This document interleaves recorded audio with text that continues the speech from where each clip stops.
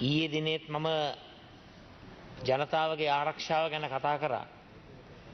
අක්මීවල බූස්සේ ඝාතනය, කල්දෙන මීගහ කිවුලේ ඝාතනය, අඟුණුකොළ පැලැස්සේ ඝාතනය, වැලිවේරිය වෙඩි තැබීම, ඒ වගේම මූතුරු බල ප්‍රදේශයේ ජීවිත හිමිවීම,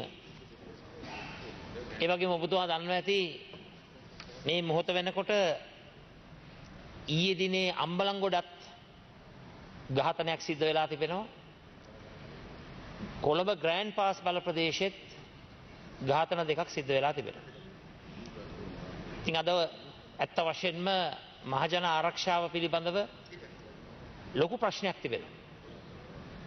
මේ මහජන ආරක්ෂාව පිළිබඳ ප්‍රශ්නය අපේ රටේ ජනතාවටත් බලපානවා. ඒ වගේම ඍජුව සහ වක්‍රව අපේ සංචාරක ශේෂ්ත්‍රයටත් බලපානවා.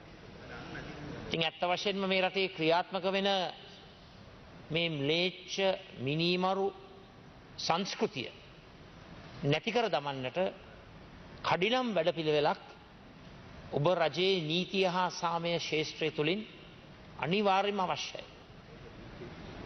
ඊයේ දවසෙත් මේ ප්‍රශ්නය මතු කරා. අදත් මතු කරන්න සිද්ධ වෙනවා. තවම පොලිස්පතිව හොයාගන්නට බෑ.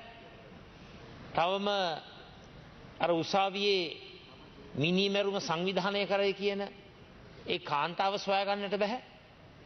දැන් මේ දිනපතාම මේ සිදුවෙන මේ ම්ලේච්ඡත්වය, මේ මිනිමරු සංස්කෘතිය, මේකට නැවතීමක් නැද්ද? මේකට විසඳුමක් නැද්ද? මේ තත්ත්වය තුළ අපේ රටේ ජනතාව දැඩි අනාරක්ෂිත තත්ත්වයකට පත් වෙලා තිබෙනවා. කරුණාකරලා ඔබතුමාගේ අවධානය යොමු කරලා මේ පිළිබඳව ජනාධිපතිවරයා ප්‍රමුඛ රජයේ අවධානයක් යොමු කරලා මේ පිළිබඳව යම්කිසි පැහැදිලි විසඳුමක් ලබා දෙන්නට, ඒ වගේම මේ විසඳුම මොකක්ද කියන එක රටට ඉදිරිපත් කරන්නට කටයුතු කරන්නයි කියලා මම ඉල්ලීමක් කරනවා.